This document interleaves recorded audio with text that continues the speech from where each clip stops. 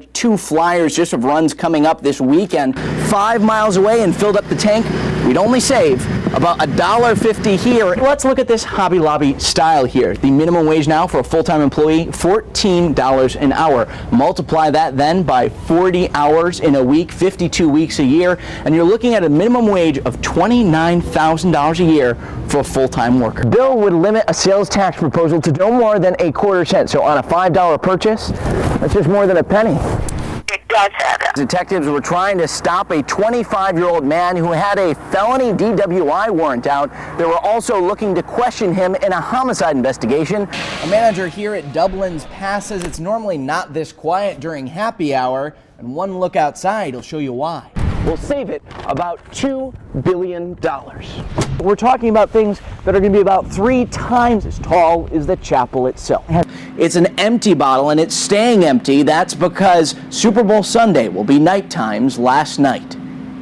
It's my wife. When the smoke cleared, so did Jim Knight's customers. What you're really going to want to watch, Ashley, is neighborhoods like this one, these small neighborhoods off of the main roads that have a lot of work that need to be done. I want to show you this right here. We actually just saw a truck drive through here that fishtailed just a little bit driving through. I'm just going to go pretty slowly here, and if you look at my wheels, you should be able to see that we skidded a little bit. The ABS kicked in here. Again, that's because on the roads here, we're seeing some compacted sleet and some ice, making it very slick back here. These are on the side roads. Today we found out, though, it's not just about safe and clear roads, it's about clear cars. If this earth could talk, what would it say? Grass is growing above soil watered by tears, stained by blood. My sister, Melissa, did the ultimate thing any mother would do in her final hour, and that was to protect her baby. If this earth could talk, would it mention the sound? The lone bagpiper, the cries, the speeches. And what I've witnessed here in the last week is the miracle of the human spirit. The bulldozers, and now the children laughing. 2 years ago, this earth heard mothers weeping. Took a while, we got to rebuild. The city is reaching up, building up, just as these blades extend toward the sky. Where homes laid in splinters, the walls of Kenneth Hosp's house now stand firm. I went to the middle bedroom and got down in there. Haas survived the storm in the spot he's lived in for 50 years. Even an EF5 couldn't move him. First thing we did, we walked out, we went through the front way out, looked down to St. John's Hospital, and we knew darn well that it was really a bad storm. One hospital now gone, with another rising, where broken hearts persevered, mending souls hold strong. So what would this earth say? Probably think about like what we do. I mean, they're a rough go for it. 2 years, it may not seem so long ago. Healing just takes time, Counting the way this town had to count on May 22nd, 2011, and Joplin has endured more than 1,051,000 minutes since this earth first witnessed the darkness of the storm. Firefighters in Springfield have been making Mayday calls this week, but they're not real. It's all for practice. They're trying to prepare for rescuing one of their own. Arrive to a house fire. Mayday, mayday, mayday. I'm going to use your traps. Mayday, mayday, mayday. Mayday's an issue. The firefighter is lost, disoriented. He's out of air. Before the first firefighter disappears into the smoke, Mayday traffic, go ahead. Captain John Rosie Greer prepares the group. So we'll just kind of switch it up. They put on their gloves, helmets. What's not hindered by pounds of gear and clothes is clouded by the smoke the moment they enter the door. You can't see, so you follow around, follow your guys, stay close. In the darkness, the call comes out. Firefighters are the rescuers, not the rescuees. So it'd be the floor collapse. Command copies. Engine 11, firefighter. A crew trapped inside. The third member may be lost and disoriented. We want to get the guys used to having that radio in their hand and calling that Mayday. That's not typically something firefighters do. Firefighters are there to fix the problem, not be a problem. Going into the unknown, knowing the dangers, that's routine here. Been working hard to get here. Luke Prophet started as a firefighter in September. As far as the difference between pulling somebody out that's just a victim or pulling out somebody that's one of our guys, you know, we have all over here that gets caught on stuff in their packs, and it's just heavier, more cumbersome, a little more intense probably because it's one of our own. And with this rescue complete, Captain Greer hopes the only time he hears that Mayday call It's not something that we ever want to hear on the radio. in a house like this one with no flames, plenty of firefighters, and the relief of knowing when they go back to the station, everyone's coming back unharmed. The fire department does these kinds of drills once a quarter, and tonight it's not just Springfield, Logan, Rogersville, and Battlefield are also out here. Reporting in Springfield, I'm Kevin Schwaller. On a typical summer day, you'd find kids and campers scattered through the woods around the Kayakima Boy Scout Reservation. Now the only hiking or boating is in search of one child in this 900-acre area. Teams of people walking through the woods are growing tired. Volunteer Gary Tanner is trying to ignore his exhaustion. You just do everything you can to try to find that boy. Tanner started looking for Caleb on the third day of the search. He has children of his own. We've combed a big area down here, this side of the river and the other. It's hard to sleep at night when he's not there. So we've got cadaver dogs, we've got divers that we're fixing to load up and go search a spot right now. Dozens of searchers walked through the woods the day Caleb disappeared. The numbers grew on Sunday. By day 3, deputies estimate almost 300 people were helping look for the 4-year-old child.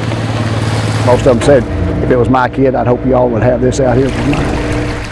Fulton County Sheriff Kenneth Foley still calls this a search and rescue mission. And as the sun goes down, volunteers are surely thinking about Caleb and their own children as they prepare for another long day.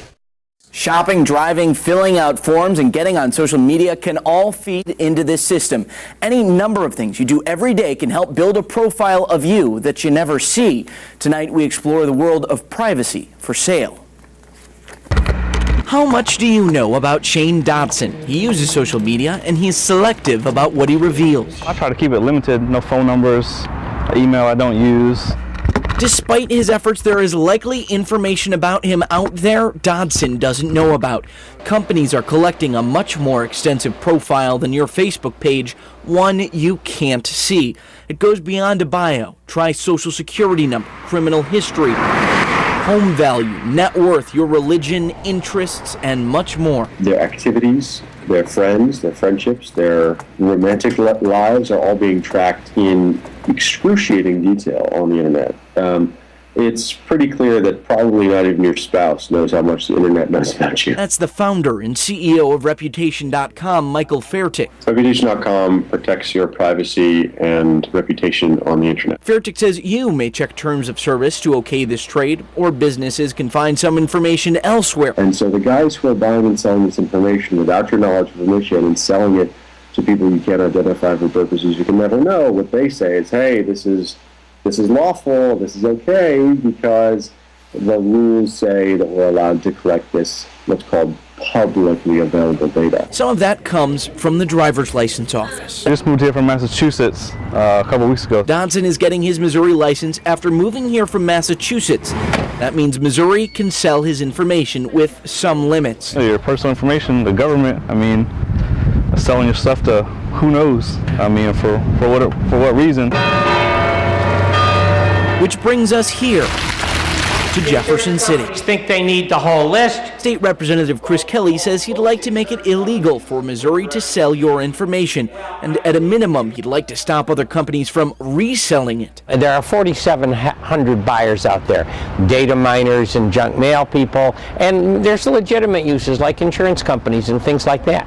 But there's really no limit on it at all, no reasonable limit, because the stuff is so easy to resell. So we made an official request for records from the Missouri Department of Revenue, and we found that companies and individuals are making hundreds of thousands of requests each year for your personal information. We basically charge what it costs us to produce that information. That comes out to nearly $2.3 million during the last 2 fiscal years. Missouri Department of Revenue spokesperson Ted Farnan says the department is following state and federal mandates. Under those laws, insurance companies, businesses doing research, employers, towing companies, private investigators, and others are allowed to get your information. it's more difficult for bulk mailers to obtain it. Our Compliance and Investigation Bureau can investigate that application. We can turn it down. We have done that before. If we find that people are not using the information for the reasons they've said, that's also something that we can take action on. Now, there are theoretical rules about that, but they're all self-enforcing. I went to buy the list, and I just had to fill out a form and say what I would and wouldn't do. There's no way to prove what I did or didn't do. It's just absolutely an open market on personal information. The addresses and names on the license are one piece in a patchwork, all about you. Fairtech says the material isn't just for marketing. Increasingly, companies are using it for more substantial purposes. And the roadmap includes things like how to assess your healthcare insurance premiums, whether to give you a certain kind of job, whether to extend you credit and on what terms, what prices to charge you for e-commerce goods. Kind of scary because, I mean, they'll just compile what they want. The Revenue Department wasn't able to give us an example of any place at a license office it tells drivers their information may be sold, and it wasn't aware of any way for most of us to keep those records private. Kevin joins us now. So is all this legal? The short answer is yes here. The Department of Revenue is following the laws as they exist. 97% of the money that comes into the state through this is supposed to go into the highway fund. Social Security numbers and photos are also much more restricted. The state can't give out that information unless it's for a criminal investigation, for example. However, the Federal Trade Commission is looking in to the major players in the data broker industry.